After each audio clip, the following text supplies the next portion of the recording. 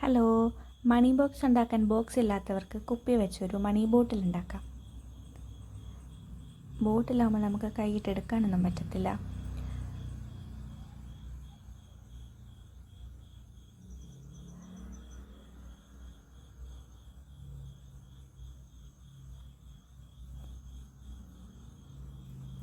ബോട്ടിൻ്റെ ഫ്രണ്ടിൽ നമുക്കൊരു കുഞ്ഞു പേപ്പർ പശ വെച്ച് ഒട്ടിച്ചെടുക്കാം. അതിൽ നമ്മൾ കുഞ്ഞു കുഞ്ഞു കോളങ്ങളാക്കിയിട്ട് പൈസ എഴുതി കൊടുക്കാം.